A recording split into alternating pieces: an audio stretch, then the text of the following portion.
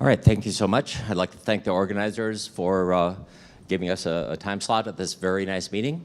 And what I want to talk about is some recent work that we've just put on archive between myself and Helmut Katzgraber. And really what we want to do is we want to look at embedding, but we've already heard about embedding from very nice posters and other talks, but we want to take a more global view than a local view. So if you have a Chimera lattice like this, and you want to embed a fully connected or 3D type system, we know that that's a difficult problem. So really the question we want to address is, if you are building a quantum annealer and you can't build one which is fully connected, what kind of graph should you build? You can't build the fully connected because it's too difficult to build. So we want to answer that question by thinking about what do we know about spin glass systems, about renormalization group, about critical phenomena. But before we do that, let's back up a little bit and ask, what do we know about ferromagnetic systems? So let me remind you what we know about ferromagnetic systems, ferromagnetic Ising models. As a function of the field and the temperature, there is a critical point where you have singularities, at least at infinite system size, and critical exponents, for example, the exponent nu associated with the correlation length. So this is what we have for a ferromagnet, and furthermore, we know that these exponents depend on the dimension of the system that we have.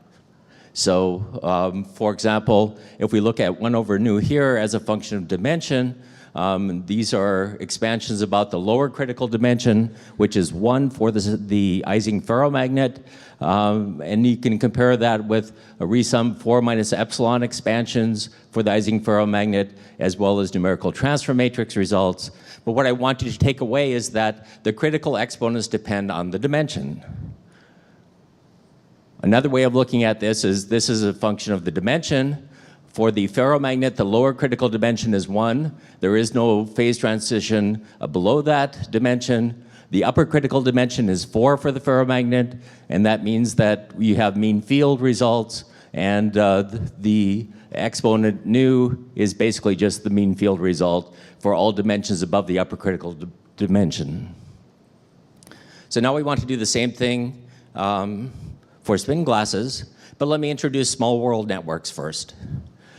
So for a small world network, what we do is we start with any lattice, a 1D lattice or a 2D lattice, and we just randomly start to connect some of these sites on the lattice with these small world bonds here or here. Now the interesting thing about small world networks is if you look at the average distance between any two nodes, that only scales with the log of the linear system size of the lattice you started with. So that's a very nice result. And what that means is if I look at here a square lattice and add one small world bond and then another, and just let Mathematica try to embed this in 3 dimensions, then you can basically watch how the square lattice curls up. And if I were able to project this in 6 dimensions or 8 dimensions, it would do the same thing. Basically, the square lattice, because of these added small world bonds, would essentially curl up. For the ferromagnet, we can look at the Binder cumulant, the crossing of different system sizes, give us the critical temperature. We can also look at the divergence at the susceptibility and how these things scale. And for the ferromagnet, there's a very nice result from 85 that basically says that we know exactly what the value of the crossing is of the Binder cumulant, as well as exactly how things scale. And that works very well if you have small world connections. And if you have small world connections, you basically get mean field exponents. So that's a ferromagnet. Now let's go to the spin glass, and let's try to do the same thing. We'll have our spin glass Hamiltonian and Ising Hamiltonian we've all heard about. We look at the order parameter, which is basically taking 2 copies of the same system, run your Monte Carlo on them, and look at the overlap between them, and that's Q. This gives us the Binder cumulant as the ratio of the 4th order to the 2nd order of 2nd order squared of the order parameter. And we know that the Binder cumulant should scale in this particular fashion, where this is an effective critical exponent and is the total number of sites we have. And nu effective, just like in the ferromagnet, should be some value between the lower and the upper critical dimension, and then mean field above the upper critical dimension. We know for the Ising spin glass that the result is a mean field transition if we are above 6 dimensions, and that there is no transition below the lower critical dimension, which is conjectured to be 2.5 for Ising spin glasses. We can also look at the scaling of the susceptibility, and that's exponent is also predicted. So that's what we expect. Now let's put on the small world connections to the spin glass. But first of all, we have to ask, which lattice are we going to start with? So let's start with the Chimera lattice. Here's a 3x3 Chimera lattice. You can see basically it's a dual plane system with each unit cell having 4 qubits on top, 4 qubits on the bottom. So we go ahead and do large-scale Monte Carlo simulations of these Ising spin glasses. We first of all see that with the small world connections, starting from the Chimera lattice, we have a crossing of the Binder cumulant. That means we have a finite critical temperature. This contrasts when you have no small world connections. Then it's known that there is no finite temperature spin glass transition in the Chimera lattice. We can also look at the scaling of the Binder cumulant and the scaling of the susceptibility. And what we find very nicely is that there's a finite critical spin glass temperature, and also the exponents associated with the scaling are the mean field exponents. So that's very nice. We have the underlying Chimera lattice. We put on these small world bonds. And now if we went and talked to an experimentalist, he'd say, well, the first thing is these small world bonds can't intersect. That means everyone has to be at its own level. And that would mean that by the time you put on a fair fraction of small world bonds, this thing is going to look pretty ugly. Basically, it's going to be unbuildable. So the question is, what can we do to get the same scaling, the same mean field results, a finite spin glass temperature, but still make this thing buildable? So the first thing we did was we constrained ourselves to having only 2 layers above and 2 layers below of the underlying Chimera lattice. So that's the red and the black for the top 2 layers. And we did find that there's a finite critical temperature if we constrain to these 4 layers, but there are strong corrections to scaling, so we couldn't quite say very much about the type of scaling that we have. Oops, back up.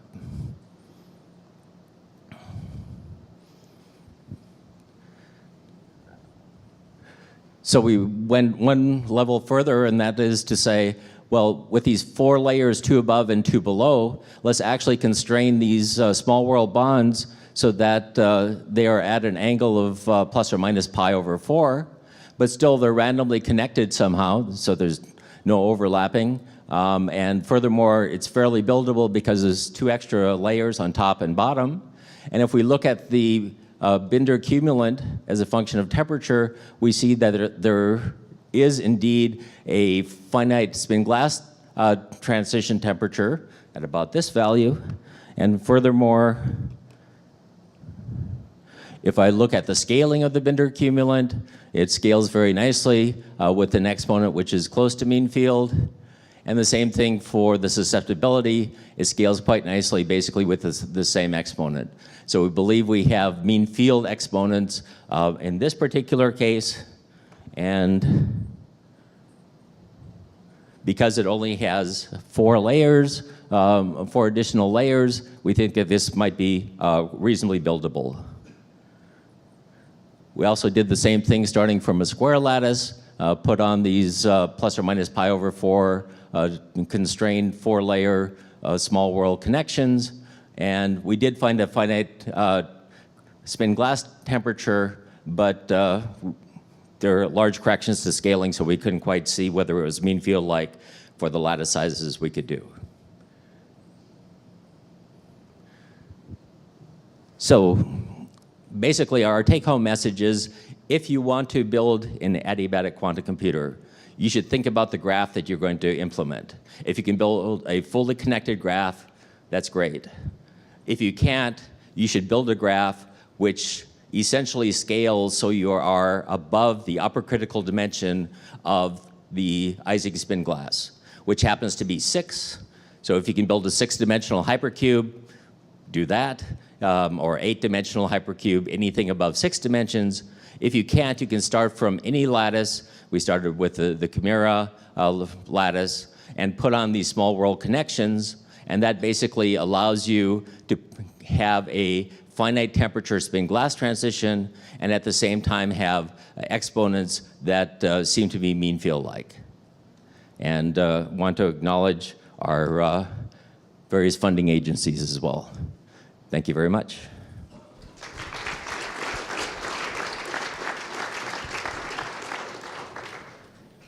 Time for questions.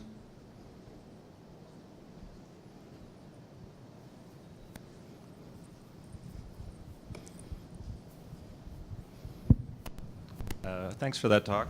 Can you explain the significance for a non-physicist of having a mean field exponent? So I would view it as when you're above the mean field, in the renormalization group sense, you end up with a second length scale. So if you want to do the most difficult problems, you should have problems that allow you to have the second length scale in it. Okay, so it's essentially related to being able to achieve long-range correlations in a problem? Yes, but long-range correlations that come basically from scaling of 2 different exponents that are relevant. Okay, thanks. Okay. Yes? You started off with motivation related to embedding. Yes. So you started off with motivation related to embedding.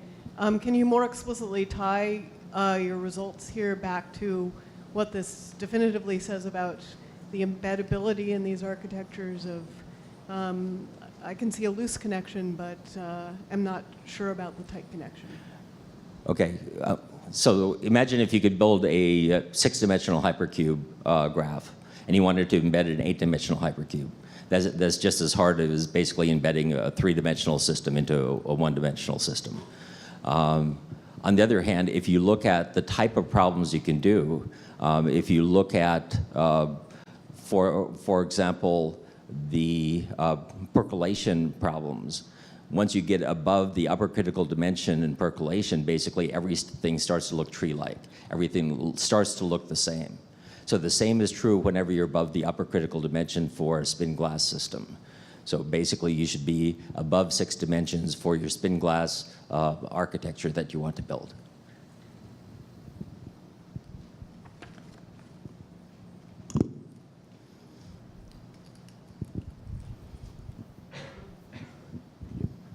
There is a famous result by Barahona that basically says that if you can do a bilayer 2-dimensional grid, then you can basically embed like NP-hard problems, which... Exactly, right. yes. So why shouldn't we build that, for example? So if you want to build that, that's fine, but now you want to think about, can I embed, say, a 3-dimensional lattice in that? How much resources do you have to have? So basically, there's a polynomial mapping between them. So really, this is a question of trying to reduce the polynomial prefactor in the resources, whether it's number of qubits or whatever. So your result indicates that the overhead for any kind of graph is non-polynomial, it's constant? Or like No. What you're suggesting means that you can embed everything? No, you still will have a polynomial overhead. It's a question of how big is the polynomial. And yours is smaller? Is that your point? So the point is that if you're trying to embed something, say, above 6 dimensions into, say, the Chimera architecture, you will face an extremely stiff overhead there. So this is a way of trying to reduce that. If you had the small world connections, the overhead for the embedding would be reduced substantially. Oh, can you quantify that? That's my... So we were at basically the level of do these small world connections and constrained small world connections, are they mean field-like, and do they have a finite temperature spin glass transition? So those are the two questions we wanted to address. Okay, thank you. Yeah, we have time for more questions.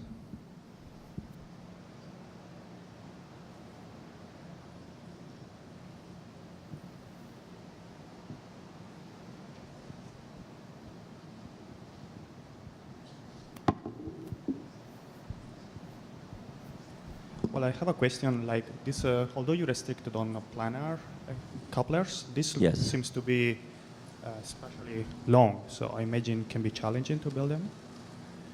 Yes, certainly they can be challenging. On the other hand, if you want to look at the small world property in terms of basically being a logarithmic distance between any two nodes, then if you think about chaining together qubits, then what you don't have to do is build these long qubits to have essentially the same errors as you would have on your normal lattice.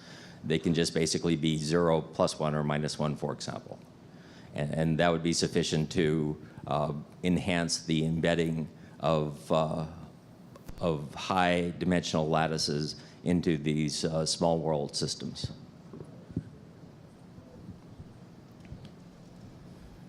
If there are no, oh, yeah, there is one more question. You mainly talk about critical phenomena with critical exponents, but in other words, second order phase transitions. But most difficult problems involve first order phase transitions. How do you address that problem? Okay, a good problem, good question. Basically, what I was talking about in the last part of the talk was really the spin glass phase transition. What we are interested in is that the graph that you are building is actually has a finite temperature spin glass transition. And that means the graph that you build has to be above the lower critical dimension, which is 2.5. So since we're interested in the optimization problems, then it's really a question of having enough room so that you can have something interesting going on in your spin glass system at finite temperature on the graph that you've implemented.